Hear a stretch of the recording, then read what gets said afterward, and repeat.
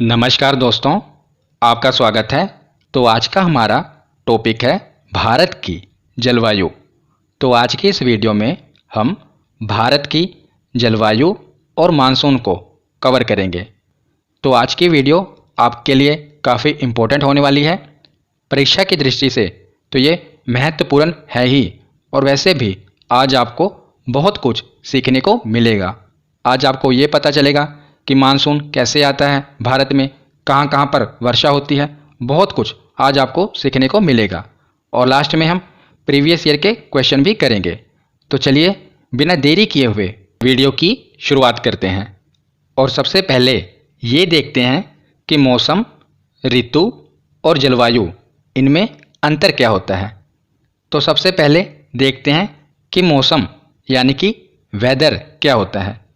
तो वायुमंडल में अचानक होने वाले परिवर्तन को हम मौसम कहते हैं। तो जो वायुमंडल में अचानक परिवर्तन होता है उसी को मौसम कहा जाता है। जैसे आप रात को सोते होंगे तो आप देखते होंगे कि मौसम पूरा शांत है, पर अचानक सुबह उठते ही बारिश होने लगती है और मौसम ठंडा हो जाता है।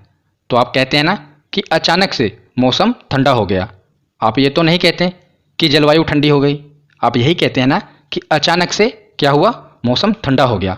तो जो ये अचानक से परिवर्तन हो रहा है, कभी बारिश हो रही है, कभी तेज़ हवाएं चल रही हैं, इसी को हम क्या कहेंगे, तो मौसम कहेंगे। ये काफ़ी शॉर्ट पीरियड के लिए होता है। तो मौसम के बाद देखते हैं कि ऋतु यानी कि सीज़न क्या होता है। तो एक निश्चित समय पर क्रमिक रूप से होने वाले परिवर्तन को यानी कि साइक्लिक चेंज को हम ऋतु कहते हैं। तो जो क्रमिक रूप से एक परिवर्तन होता है निश्चित समय पर यानी कि साइक्लिक चेंज होता है, उसी को हम ऋतु कहते हैं। जैसे बसंत ऋतु, तो जैसे ही बसंत ऋतु खत्म होगी तो निश्चित समय पर चेंज होगा, तो उसे हम कहेंगे ग्रीष्म ऋतु। फिर ग्रीष्म ऋतु के बाद वर्षा ऋतु आएगी। तो ये क्या है, एक क्रमिक रूप से होने वाला परिवर्तन है, इसी को हम ऋतु कहेंगे। तो ऋतु के बाद अब हम देखते हैं जलवायु यानी कि क्लाइमेट। जलवायु मौसम का ही व्यापक रूप माना जाता है, यानी कि मौसम के ही बड़े रूप को क्या कहा जाता है, तो जलवायु कहा जाता है। दूसरे शब्दों में किसी बड़े क्षेत्र के तापमान, वायुदाब, वर्षा, मतलब कि वहाँ के मौसम का कम से कम 30 वर्षों के औसत अध्ययन को उस क्षेत्र का जलवायु कहते हैं। तो जो ये मौसम है ये क्या है, अचानक होने वाला परिवर्तन है। इसी को मौसम को कम से कम जब हम 30 वर्षों तक अध्ययन करते हैं तो उसी को हम वहाँ की जलवायु कह देते हैं कि यहाँ की कैसी जलवायु है, गर्म जलवायु है, सर्द जलवायु है। ये कैसे पता लगाते हैं, तो वहाँ के मौसम को लगभग 30 वर्षों तक अध्ययन किया जाता है, तब ये पता लगाया जाता है कि यहाँ की जलवायु कैसी है। तो इसी मौसम का जो बड़ा रूप है उसी को जलवायु कहा जाएगा। तो मौसम और जलवायु, इसके बीच अंतर क्या है, मैं आपको एक उदाहरण से समझाता हूँ जिससे आप रिलेट करके इसके बीच और आसानी से अंतर कर पाएंगे। तो मान लीजिए जब आप स्कूल पढ़ने जाते थे, तो जो मैथ के टीचर होते थे वो काफ़ी स्ट्रिक्ट होते थे। मान लीजिए कोई नया टीचर आया मैथ का, आप पहले की भांति जैसे पहले पीरियड लगा था आप बातें कर रहे थे। मैथ का टीचर आया, क्लास में एंटर किया, आप खड़े नहीं हुए, तो मैथ का टीचर आया, उसने खींचकर आपके गाल पर थप्पड़ लगा दिया। तो ये क्या हुआ, ये अचानक परिवर्तन हुआ, इसको हम मौसम कहेंगे। अब आपको पता लग गया कि मैथ के जो टीचर हैं नए वाले ये काफ़ी स्ट्रिक्ट हैं। अब आप उनके साथ जब 6-7 महीने घुल मिल जाएंगे, मतलब आपको पता चल जाएगा उनका तरीका क्या है पढ़ाने का, कब वो गुस्सा होते हैं, कब नाराज़ होते हैं, कब आपसे प्यार से बात करते हैं। जब आप 6-7 महीने यानी लंबे समय तक उनके साथ पढ़ेंगे तब आपको पता चल जाएगा ना। तो उसी को, तो जो आपने ये लंबे समय तक उनका अध्ययन किया, आपको पता चल गया कि अब आपके टीचर कब गुस्सा होंगे, कब मारेंगे, कब कुछ नहीं कहेंगे, उसी को हम जलवायु कहेंगे। तो अचानक जो परिवर्तन हुआ था, जो गाल पे आपके थप्पड़ पड़ा था, वो क्या था, वो मौसम था। पर अब आप घुल मिल गए टीचर से 6-7 महीने, यानी कि लंबे समय तक आप समझ गए कि टीचर कब नाराज़ होंगे, कब प्यार करेंगे आपको, कब समझाएंगे, तो इसको क्या कहेंगे, जलवायु कहेंगे। तो आशा करता हूँ आप इसको रिलेट कर पाए होंगे। जैसा मैं आपको समझाना चाहता था आप समझ गए होंगे कि मौसम क्या है, तो ये अचानक होने वाला परिवर्तन है, और जलवायु क्या है, तो जो ये मौसम है इसी का लंबे समय तक अध्ययन यानी कि कम से कम 30 वर्षों तक के अध्ययन को जलवायु कहेंगे। तो मौसम, ऋतु और जलवायु ये हमने समझ लिया। अब हम देखते हैं कि भारत की जलवायु कैसी है। तो भारत में उष्णकटिबंधीय मानसूनी जलवायु पाई जाती है, यानी कि ट्रॉपिकल मॉनसून क्लाइमेट भारत में पाया जाता है। तो पढ़कर तो ऐसे लग रहा है उष्णकटिबंधीय, पता नहीं कैसी जलवायु होगी, पर बहुत ही आसान है। आप ये जो नीचे देख रहे हैं यह है वर्ल्ड मैप। तो हमारी पृथ्वी के बीचों बीच एक काल्पनिक रेखा खींची गई है जिसे भूमध्य रेखा कहते हैं। पृथ्वी पर ऐसी कोई रेखाएं नहीं हैं, ये एक काल्पनिक रेखा है। इसको हम भूमध्य रेखा और विषुवत रेखा कहते हैं। ये क्या करती है, हमारी पृथ्वी को दो भागों में बांटती है। ऊपर वाले को कहते हैं उत्तरी गोलार्ध और नीचे वाले को कहते हैं दक्षिणी गोलार्ध। तो जो हमारा भारत है इस भूमध्य रेखा के उत्तर में है, तो हमारा भारत उत्तरी गोलार्ध में है। और इसी भूमध्य रेखा के 23.5 डिग्री उत्तर में कौन सी रेखा है, तो कर्क रेखा है। और भूमध्य रेखा के 23.5 डिग्री दक्षिण में कौन सी रेखा है, मकर रेखा है। तो जो ये कर्क रेखा है ये हमारे भारत के बीचों बीच से होकर गुजरती है। और हमारी पृथ्वी आपको पता होगा कि 23.5 डिग्री झुकी हुई है। तो ये 23.5 डिग्री झुकी हुई है और सूर्य के इर्द गिर्द चक्कर लगाती है। तो पृथ्वी के झुके होने के कारण जो सूर्य है इसकी रोशनी सिर्फ कर्क रेखा और मकर रेखा यहीं पर सीधी पड़ती है। आप ऐसा कह सकते हैं कि कर्क रेखा और मकर रेखा कि ये जो आप देख रहे हैं इतने देशों पर, मतलब कि इतने क्षेत्रों पर सूर्य की रोशनी सीधा चमकती है। तो यहाँ के जो क्षेत्र होंगे वो गर्म होंगे और जो ऊपर वाले क्षेत्र हैं यहाँ पर जो सूर्य की रोशनी है वो तिरछी पड़ती है। तो तिरछी पड़ती है तो ये जो देश हैं ये ठंडे प्रदेश होंगे, ठंडे देश होंगे। और जो ये देश हैं कर्क रेखा से लेकर मकर रेखा के बीच वाले ये गर्म क्षेत्र हैं, यहाँ पर गर्मी पड़ती होगी ज़्यादा। तो सूर्य क्या है, इसी कर्क रेखा से मकर रेखा के बीच चक्कर लगाता रहता है। ठीक है, तो ये क्षेत्र कैसे हैं, तो गर्म क्षेत्र हैं। तो गर्म को ज्योग्राफी में कहते हैं उष्ण और क्षेत्र को कहते हैं कटिबंधीय। तो हमारा भारत भी तो इसी क्षेत्र में आ रहा है ना। देखिए कर्क रेखा भारत के अधिकतम हिस्से से होकर गुजरती है, बीचों बीच से गुजर रही है।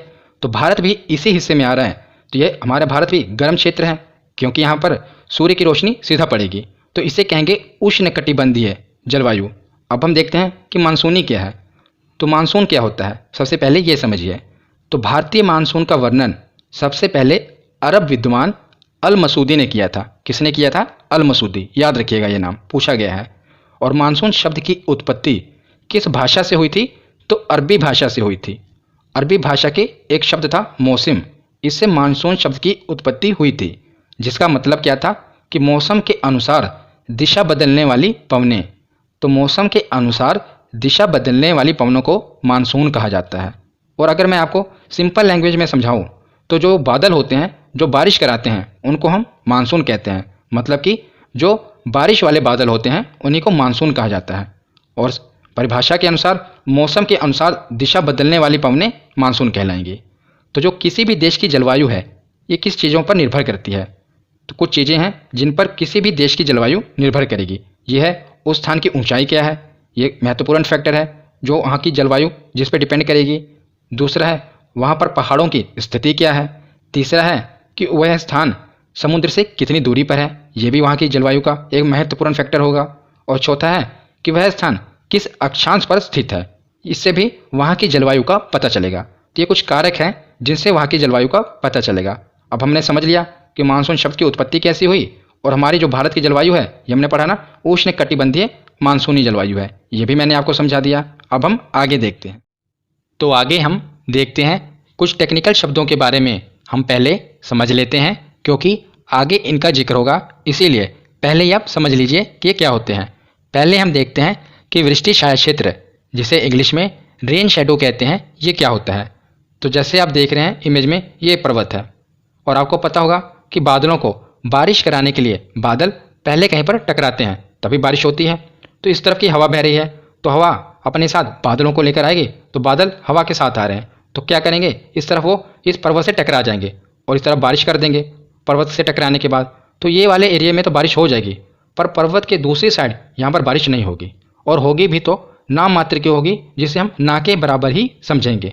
तो ये वाला एरिया है इसको हम वृष्टि छाया क्षेत्र कहेंगे, जहाँ पर ना के बराबर वर्षा होगी। तो हम ऐसे भी कह सकते हैं कि जहाँ पर बादल टकराएंगे लगभग 85% वर्षा यहीं पर होगी और दूसरी तरफ लगभग 15% बारिश होगी, जो हम ना के बराबर समझेंगे। तो ये 15% वाला एरिया क्या कहलाएगा, वृष्टि छाया क्षेत्र, क्योंकि बादल इसकी दूसरी तरफ टकराए और वहाँ पर जमकर वर्षा उन्होंने कर दी। पर ये वाला एरिया यहाँ पर बारिश नहीं हुई और हुई भी तो ना के बराबर ही हुई, तो इसी को वृष्टि छाया क्षेत्र कहा जाएगा। तो मैं आगे ये शब्द का प्रयोग करूंगा तो आप समझ लीजिए कि वृष्टि छाया क्षेत्र इसी को ही कहेंगे। तो वृष्टि छाया क्षेत्र के बाद अब हम देखते हैं फैरेल का नियम। ये भी महत्वपूर्ण है, ये भी समझ लीजिए, क्योंकि इसके बाद मैं आपको जब मानसून बताऊंगा तो ये काम आएगा। तो फैरेल ने क्या नियम दिया था? इस नियम के अनुसार धरातल पर मुख्य रूप से चलने वाली सभी हवाएं पृथ्वी की गति के कारण, यानी कि पृथ्वी घूम रही है ना, तो पृथ्वी की गति के कारण उत्तरी गोलार्ध की हवाएं दाहिनी ओर और दक्षिणी गोलार्ध की हवाएं बाईं ओर मुड़ जाती हैं। तो अब मैं आपको आसान शब्दों में समझाता हूँ कि फैरेल ने क्या कहा था। तो ये पृथ्वी है और इसके बीचों बीच मैंने आपको बताया एक काल्पनिक रेखा है खींची गई है जिसे कहते हैं भूमध्य रेखा। तो फैरेल के नियम के अनुसार जब भी कोई वायु पृथ्वी के उत्तरी गोलार्ध में एंटर करेगी तो पृथ्वी की घूर्णन गति के कारण वो दाईं ओर मुड़ जाएगी। अगर वही हवा दक्षिणी गोलार्ध में एंटर करेगी तो पृथ्वी की घूर्णन गति के कारण वो बाईं ओर मुड़ जाएगी। जब आप अपने आप को नीचे की ओर रखेंगे, मतलब आपका मुंह नीचे की ओर होगा, तो ये आपका बाईं ओर होगा, तो बाईं ओर मुड़ जाएगी और ये दाईं ओर होगा। तो जब ये उत्तरी गोलार्ध में हवा जाएगी तो याद रखिएगा दाईं ओर मुड़ जाएगी, अगर दक्षिणी गोलार्ध में हवा जाएगी तो वो बाईं ओर मुड़ जाएगी। ये फैरेल ने बताया था। और इसी के साथ आपको एक और कंसेप्ट भी याद रखना है कि जो हवाएं होती हैं ये उच्च दाब से यानी कि हाई प्रेशर से निम्न दाब यानी कि लो प्रेशर की ओर बढ़ती हैं। तो हवाएं उच्च दाब से निम्न दाब की ओर प्रवाहित होती हैं, ये आपको याद रखना है। तो अब हम भारत में मानसून के बारे में समझना शुरू करते हैं। तो भारत में मानसून जून के पहले सप्ताह में आता है और सबसे पहले केरल के मालाबार तट से टकराता है। तो याद रखिएगा सबसे पहले मानसून कहाँ पर आएगा? तो केरल के मालाबार तट पर, यहीं पर टकराएगा और 15 जुलाई तक ये पूरे भारत में फैल जाता है। तो मानसून जून के पहले सप्ताह में आता है और 15 जुलाई तक ये पूरे के पूरे भारत में फैल जाता है। तो मैं आपको मैप से समझाता हूँ कि आखिर मानसून भारत में आता कैसे है। तो जून के महीने में सूर्य की किरणें भारत पर सीधा पड़ती हैं। क्यों? क्योंकि जून के महीने में सूर्य कर्क रेखा पर होता है, कर्क रेखा के पास होता है, और जो कर्क रेखा है ये भारत के बीचों बीच से गुजरती है और सूर्य यहीं पर होता है। और सूर्य की जो रोशनी है ये भारत के ऊपर सीधा पड़ती है, सीधा चमकने लगता है, जिस कारण क्या होता है कि जो यहाँ की हवाएं होती हैं, भारत के ऊपर की जो हवाएं होती हैं ये गर्म होकर ऊपर की ओर उठने लगती हैं। गर्म होने के बाद वो हल्की हो जाती हैं ना, तो ऊपर की ओर उठने लगती हैं। तो हवाएं जब ऊपर की ओर उठने लगेंगी तो ये वाला जो एरिया है भारत का, यहाँ पर प्रेशर काफ़ी कम हो जाएगा, यानी कि निम्न दाब हो जाएगा। तो मैंने आपको बताया था कि जो हवाएं होती हैं वो उच्च दाब से निम्न दाब की ओर बढ़ती हैं।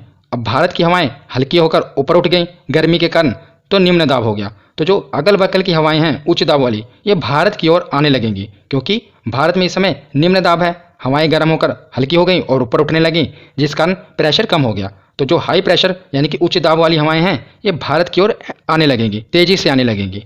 अब मैं आपको अगली स्लाइड में और अच्छे तरीके से समझाता हूँ कि भारत में आखिर फिर मानसून आता कैसे है। तो जैसा कि हमने पीछे देखा कि अब भारत में निम्न दाब यानी कि लो प्रेशर है, क्योंकि हवाएं ऊपर की ओर उठ गई हैं, तो उच्च दाब वाली हवाएं तेज़ी से भारत की ओर बढ़ रही हैं, तेज़ी से भारत की ओर बढ़ रही हैं। और भारत का ये हवाएं तेज़ी से क्यों बढ़ रही हैं? क्योंकि भारत के बीचों बीच कर्क रेखा गुजरती है और सूर्य कर्क रेखा पर सीधी रोशनी डाल रहा है। तो ये वाला एरिया यानी कि पूरा स्थल भाग गर्म हो गया। तो जब स्थल भाग गर्म होगा तो जो बगल का समुद्र है ये भी तो गर्म होगा, क्योंकि यहाँ पर भी तो सीधी रोशनी पड़ ही रही है। तो ये जो पानी है समुद्र का पानी, ये क्या करेगा? ये भाप बनकर ऊपर की ओर उठने लगेगा और बादल बन जाएंगे। तो जब ये पानी भाप बनकर ऊपर की ओर उठेगा और बादल बन जाएगा और नीचे से तेज़ी से हवाएं भारत की ओर बढ़ रही हैं, तो वो क्या करेंगे? इन बादलों को भारत की ओर ढकेलेंगी ना, क्योंकि ये जो बादल हैं ये भाप बनकर ऊपर उठ रहे हैं और हवाएं भी उच्च दाब वाली तेज़ी से भारत की ओर बढ़ रही हैं। तो ये बादलों को भारत की ओर लेकर आएंगी, क्योंकि तेज़ी से ऊपर की ओर आ रही हैं हवाएं। तो इसी को हम कहेंगे कि मानसून आ रहा है, मानसून आ गया, क्योंकि यही बादल आकर भारत में वर्षा कराएंगे, क्योंकि इन्होंने समुद्र के पानी से नमी ग्रहण कर ली है और तेज़ी से हवाएं भी इन्हें भारत की ओर लेकर आ रही हैं। अब यही मानसून भारत में झमाझम बारिश करेंगे। तो हमने भारत में मानसून कैसे आएगा ये समझ लिया। अब हम देखते हैं जैसे भारत में मानसून आएगा तो ये केरल के तट से टकराकर, यानी कि केरल के दक्षिण से टकराकर 2 शाखाओं में बढ़ जाएगा। तो ये मानसून 2 शाखाओं में बढ़ जाएगा। तो इस वाले शाखा को हम कहेंगे अरब सागर की शाखा, क्योंकि ये अरब सागर की ओर है, और ये बंगाल की खाड़ी की शाखा। ये केरल के तट से टकराकर दक्षिण की ओर 2 शाखाओं में बढ़ जाएगा। एक को हम कहेंगे अरब सागर की शाखा और दूसरे को बंगाल की खाड़ी की शाखा। तो आपके दिमाग में एक और प्रश्न आना चाहिए कि जैसे मानसून आ रहा है, ये सीधा क्यों नहीं गया, ये दाईं ओर मुड़कर केरल में टकरा क्यों गया। तो मैंने आपको बताया था ना फेरल के नियम, जब भी हवाएं उत्तरी गोलार्ध में एंटर करेंगी तो ये दाईं ओर मुड़ जाएंगी। तो जो हवाएं हैं ये मानसून को यानी कि बादल को भारत की ओर लेकर आ रही हैं, पर ये जैसे ही उत्तरी गोलार्ध में एंटर करेंगी, ये भूमध्य रेखा है, तो उत्तरी गोलार्ध में एंटर करने के बाद ये कहाँ मुड़ जाएंगी, तो दाईं ओर मुड़ जाएंगी। तो दाईं ओर भारत के सबसे पहले क्या आएगा, तो नीचे केरल आएगा, तो ये केरल में टकराएंगी और दो शाखाओं में बढ़ जाएंगी। एक है अरब सागर की शाखा और दूसरी है बंगाल की खाड़ी की शाखा। तो इन दोनों को हम पढ़ेंगे। तो सबसे पहले देखते हैं कि इसमें प्रश्न क्या क्या आता है। तो ये पूछा जाता है कि जो भारत में मानसून आता है ये किस दिशा से आता है। तो अब ये जो दिशाएं देख रहे हैं आपको पता होना चाहिए कि ऊपर की ओर उत्तर दिशा होती है और ये है पूर्व दिशा, ये पश्चिम, नीचे की ओर दक्षिण। तो दक्षिण और पश्चिम के बीच कौन सी दिशा होती है, तो दक्षिण पश्चिम। तो ऐसे ही भारत में देखिए, अगर आप सीधी रेखा खींचिए तो ये वाली दिशा, क्योंकि भारत में मानसून इधर से एंटर कर रहे हैं ना, तो ये वाली दिशा कौन सी है, तो यह दक्षिण और यह पश्चिम। तो कौन सी दिशा होगी, तो दक्षिण पश्चिम। तो भारत में मानसून आता कहाँ से है, तो दक्षिण पश्चिम दिशा से आता है। ये याद रखिएगा, बहुत ही महत्वपूर्ण है। और जून के पहले सप्ताह में आता है और सबसे पहले टकराता कहाँ है, तो सबसे पहले केरल के मालाबार तट से टकराता है। और दक्षिण पश्चिम मानसून आगे दो शाखाओं में बढ़ जाता है, एक है अरब सागर की शाखा और दूसरी है बंगाल की खाड़ी की शाखा। तो सबसे पहले हम अरब सागर की शाखा के बारे में पढ़ते हैं। बहुत ही नॉलेज वाली चीज़ है, इसीलिए ध्यान से सुनिएगा और जो भी मैं आपको बातें बता रहा हूँ इसे सुनिएगा और ध्यान से समझिएगा, क्योंकि जो भी बातें हैं आपके लिए काफ़ी महत्वपूर्ण है और आपका कंसेप्ट क्लियर कर देंगी, इसलिए ध्यान से सुनिएगा। तो अब हम अरब सागर की शाखा के बारे में पढ़ते हैं कि जो मानसून की अरब सागर की शाखा है ये कहाँ कहाँ पर बारिश कराएगी। तो उसके लिए आपको जो भारत में पर्वतों की स्थिति है उसके बारे में पता होना चाहिए। मैंने जो भारत में जितने भी महत्वपूर्ण पर्वत हैं उन पर वीडियो बना रखी है, अगर आपने नहीं देखी तो ज़रूर देख लेना। पर अभी आपको बस स्थिति पता होना चाहिए कि भारत में पर्वत कहाँ कहाँ पर हैं, इसीलिए मैंने ड्रॉ कर दिए हैं ताकि आपको पता लगे। एक बार मैं आपको शॉर्ट में नाम भी बता देता हूँ। तो ये है पश्चिमी घाट। तो ये यहाँ पर भारत के पश्चिम में कुछ पर्वत की श्रृंखलाएँ हैं जिन्हें हम पश्चिमी घाट कहते हैं। यह है पूर्वी घाट और इसके नीचे हैं दक्षिण में नीलगिरी की पहाड़ियाँ, अन्नामलाई की पहाड़ियाँ और इलायची की पहाड़ियाँ। और ये है झारखंड में कौन सी, राजमहल की पहाड़ियाँ।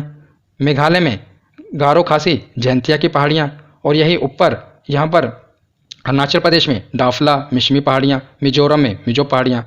और पूरे उत्तर भारत में तो कौन सा पर्वत है, तो हिमालय पर्वत है ही। पूरे उत्तर भारत में हिमालय पर्वत का विस्तार है।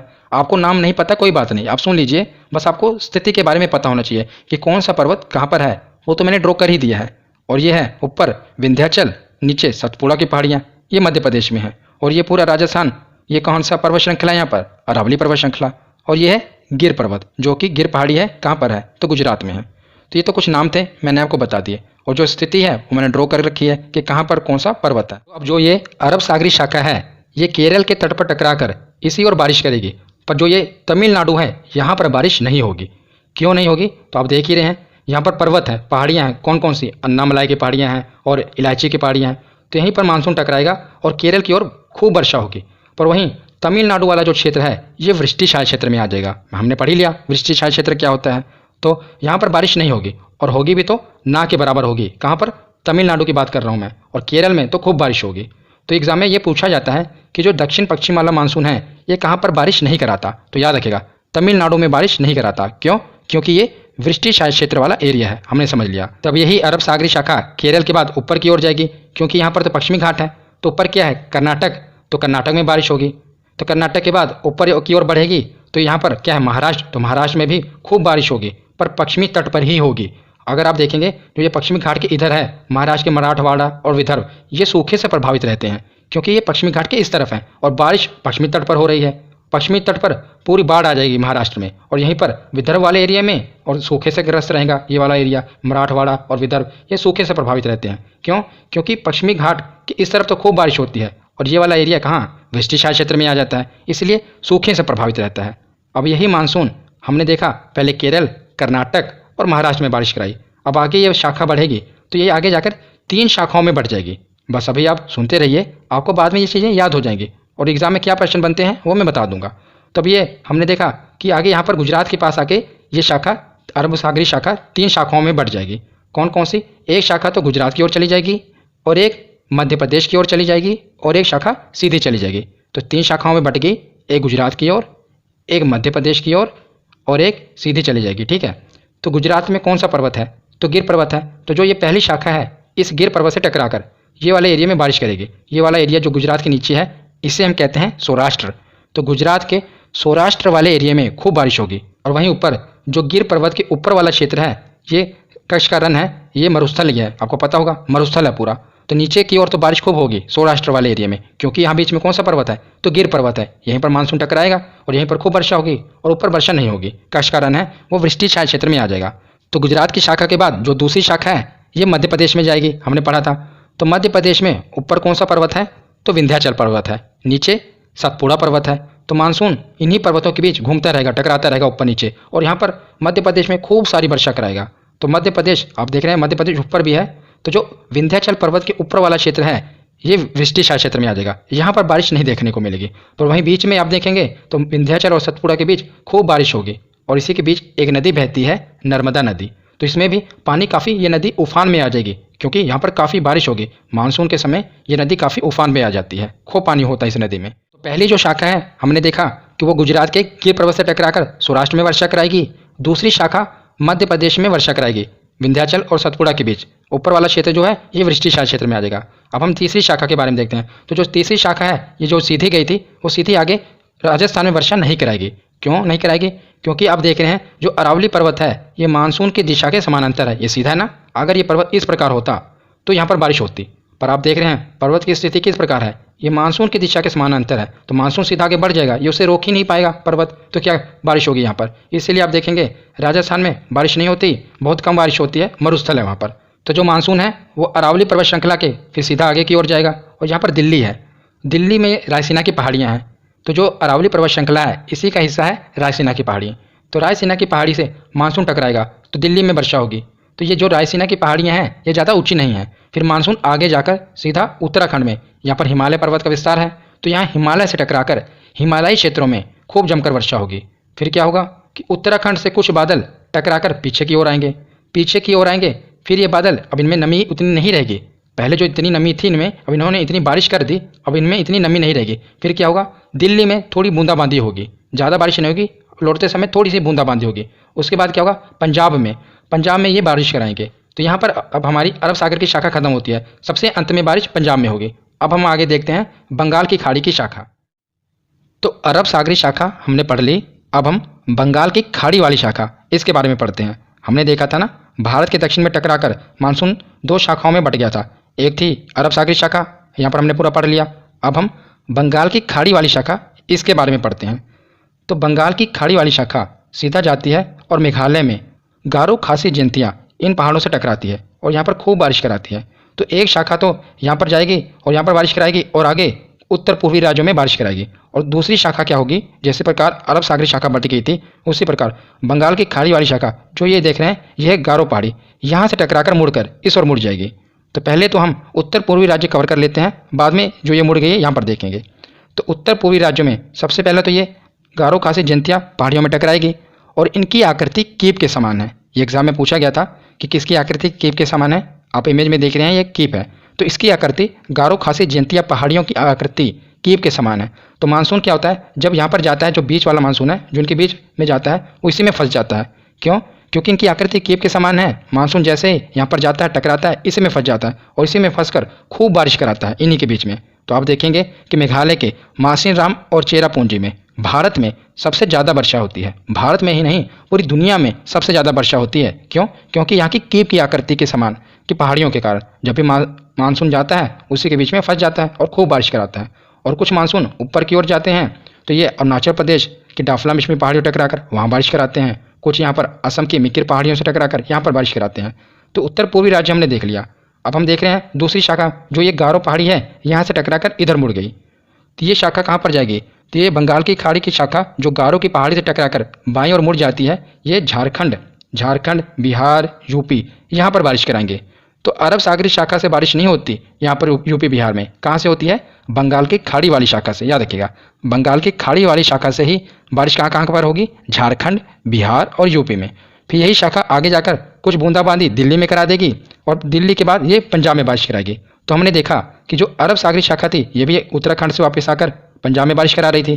बंगाल की खाड़ी वाली शाखा भी पंजाब में बारिश करा रही है। तो याद रखिएगा, एग्जाम में पूछा जाता है कि कौन से राज्य में दोनों शाखाएं यानी कि अरब सागरी शाखा और बंगाल की खाड़ी वाली शाखा बारिश कराती है। तो ये पंजाब में बारिश होती है, दोनों शाखाएं यहाँ पर बारिश कराती हैं, याद रखिएगा। तो अरब सागरी शाखा और बंगाल की खाड़ी वाली शाखा, इसके बारे में हमने पढ़ लिया। वहाँ पर हमने देखा कि भारत में मानसून आता कैसे है। अब हम देखेंगे मानसून लौटेगा कैसे भारत से।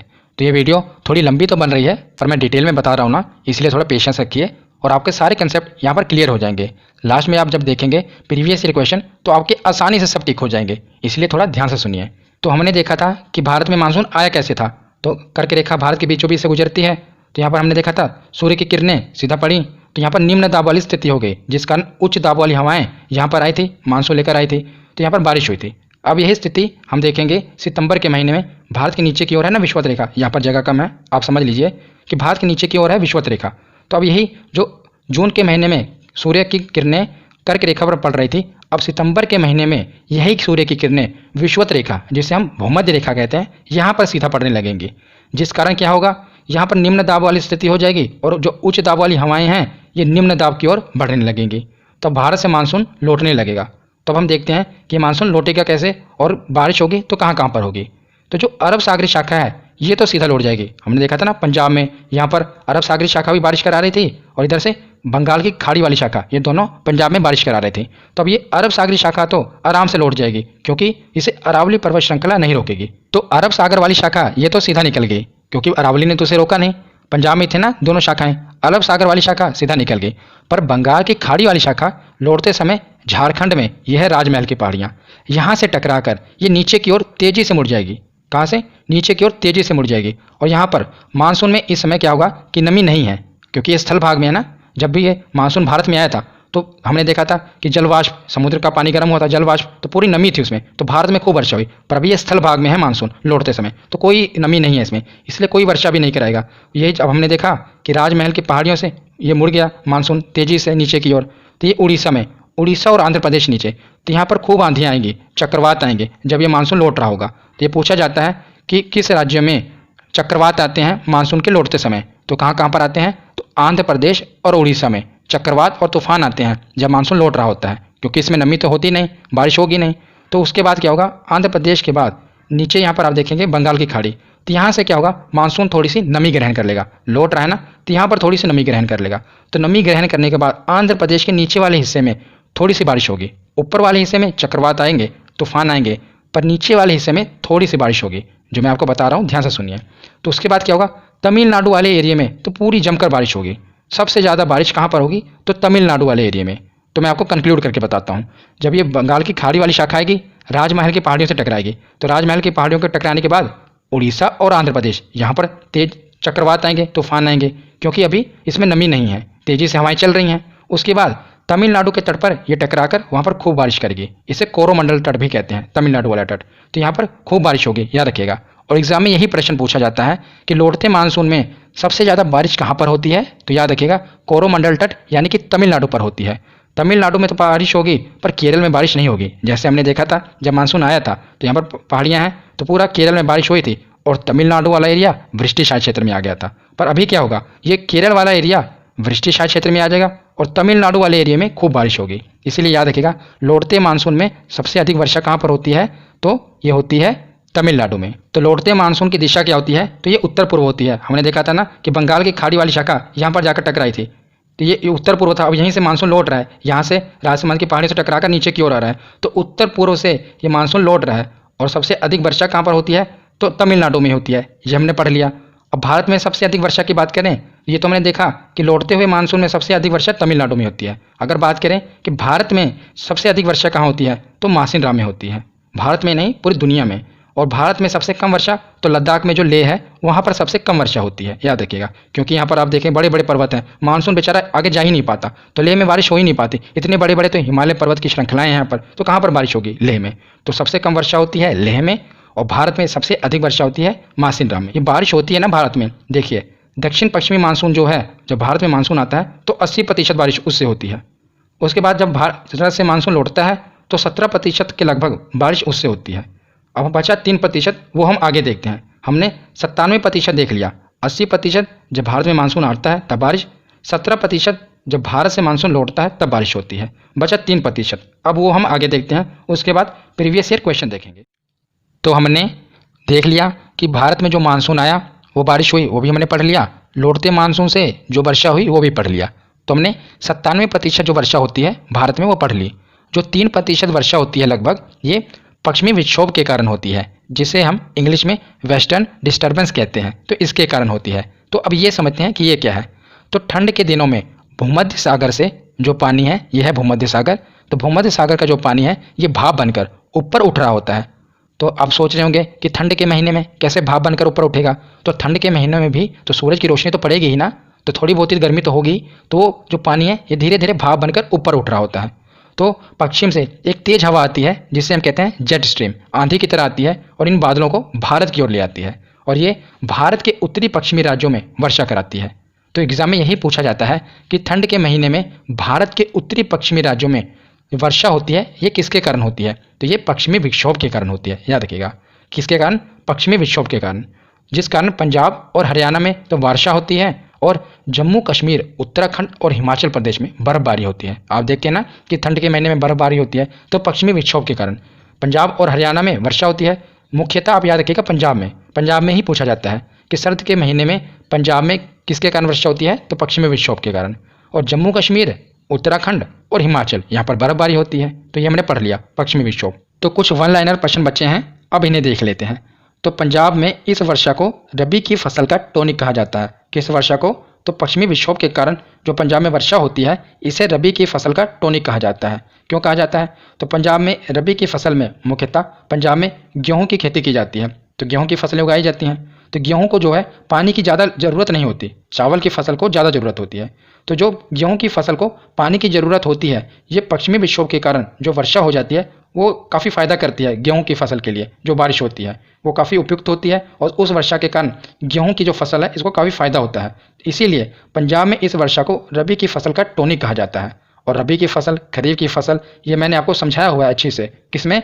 तो भारत की कृषि वाली वीडियो में। अगर आपने नहीं देखा तो ज़रूर देख लेना। तो पंजाब में तो इसे रबी की फसल का टॉनिक कहते हैं और राजस्थान में इस वर्षा को मावट कहते हैं। तो ये सीधा पूछ लिया जाता है, तो याद रखिएगा। लास्ट में एक बच्चा आम्र वर्षा किसे कहते हैं, ये पढ़ लेते हैं। उसके बाद हम प्रीवियस ईयर क्वेश्चन करेंगे, क्योंकि ये भी पूछा गया है इसलिए मैंने कवर किया है। तो आम्र वर्षा किसे कहते हैं? तो मार्च और अप्रैल में क्या होता है कि मानसून आने से पहले बिहार और पश्चिम बंगाल में कुछ वर्षा देखने को मिलती है। तो मानसून आने से पहले ही कुछ आंधियाँ आती हैं और कुछ वर्षा होती है बिहार और पश्चिम बंगाल में। तो जो आम के फसल के लिए काफ़ी लाभकारी होती है, उपयुक्त होती है, इसी को हम आम्र वर्षा कहते हैं। याद रखिएगा। तो थ्योरी हमने पढ़ ली, अब हम प्रीवियस ईयर क्वेश्चन देखते हैं कि कितने प्रश्न हमारे सही होते हैं। तो सबसे पहला प्रश्न है कि भारतीय मानसून का वर्णन सबसे पहले किस अरब विद्वान द्वारा किया गया था। तो किस अरब विद्वान के द्वारा किया गया था? तो अल मसूदी के द्वारा सबसे पहले वर्णन किया गया था। हमने पढ़ा था ना।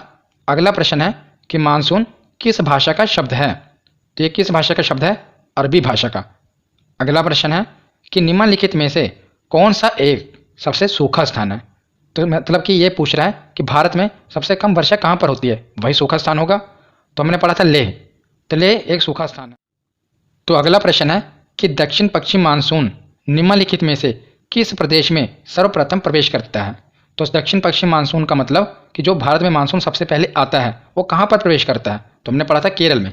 केरल के मालाबार तट से टकराता है ना, तो सबसे पहले कहाँ प्रवेश करता है? तो केरल में। अगला प्रश्न देखते हैं कि देश के किस भाग में मानसून के अरब सागर एवं बंगाल की खाड़ी दोनों ही शाखाओं से वर्षा होती है। तो बताइए कहाँ पर? जहाँ पर बंगाल की खाड़ी वाली शाखा भी वर्षा कराए और अरब सागरी शाखा, किस राज्य में दोनों शाखाएं वर्षा कराती हैं? तो हमने पढ़ा था पंजाब। पंजाब में दोनों शाखाओं द्वारा वर्षा होती है। अगला प्रश्न है कि भारत के उत्तरी पश्चिमी भाग में शीतकालीन वर्षा का कारण है। तो बताइए कि जो भारत का उत्तरी पश्चिमी भाग है, सर्दियों के मौसम में यहाँ पर वर्षा होती है ना, तो किस कारण होती थी? तो हमने पढ़ा था पश्चिमी विक्षोभ यानी कि वेस्टर्न डिस्टर्बेंस के कारण भारत के उत्तरी पश्चिमी राज्यों में सर्दी के मौसम में वर्षा होती है। तो अगला प्रश्न है कि मासिन राम और चेरापूंजी में अधिक वर्षा होती है क्योंकि? तो क्यों होती है? तो डी ऑप्शन सही होगा यहाँ पर, क्योंकि यहाँ की पहाड़ियाँ कीप की आकृति के समान होती हैं। मैंने आपको बताया था कि जो यहाँ की पहाड़ियाँ हैं कीप की आकृति के समान हैं। मानसून जाता है और उसी में फंस जाता है और खूब वर्षा कराता है। अगला प्रश्न है कि आम्र वर्षा यानी कि मैंगो शावर क्या है? तो इसका ऑप्शन सही होगा ऑप्शन सी कि बिहार एवं बंगाल में मार्च एवं अप्रैल में होने वाली वर्षा आम्र वर्षा कहलाती है, क्योंकि ये आम के फलों के लिए काफ़ी उपयुक्त होती है। अगला प्रश्न है निम्नलिखित में से किस राज्य में दक्षिण पश्चिम मानसून से वर्षा नहीं होती? तो बताइए, जब भारत में मानसून एंटर करता है तो किस राज्य में वर्षा नहीं होती? तो देखते ही पता लग रहा है तमिलनाडु, क्योंकि केरल में तो वर्षा होती है, पर जो तमिलनाडु वाला क्षेत्र है ये वृष्टिशात क्षेत्र में आ जाता है, इस कारण यहाँ पर वर्षा नहीं होती, ना के बराबर ही वर्षा होती है। अगला प्रश्न है कि भारत की सर्वाधिक वर्षा मुख्यतः प्राप्त होती है, तो ये दक्षिण पश्चिम मानसून से प्राप्त होती है। लगभग 80% वर्षा दक्षिण पश्चिम मानसून से होती है, 17% लौटते हुए मानसून से और 3% पश्चिमी विक्षोभ से। तो सबसे अधिकतम वर्षा होती है दक्षिण पश्चिम मानसून से। अगला प्रश्न है कि दक्षिण पश्चिम मानसून काल में निम्नलिखित स्थानों में से सबसे कम वर्षा कहाँ पर होती है? तो ये यूपी पीसीएस में पूछा गया था कि दक्षिण पश्चिम मानसून आए तो आप समझ जाइए कि जो भारत में मानसून आ रहा है, लौटता हुआ मानसून तो उत्तर पूर्व था, तो जब भारत में मानसून आता है, प्रवेश करता है, तो सबसे कम वर्षा कहाँ होती है? तो देखते ही सही जवाब इसका चेन्नई आएगा। क्यों? क्योंकि तमिलनाडु की राजधानी है, तमिलनाडु में है चेन्नई, तो सबसे ज़्यादा वर्षा तो केरल में होगी ना, केरल से टकराएगा। तो जो तमिलनाडु वाला एरिया है ये वृष्टिशात क्षेत्र में आएगा, तो वहाँ पर कम वर्षा होगी या तो ना के बराबर ही होगी।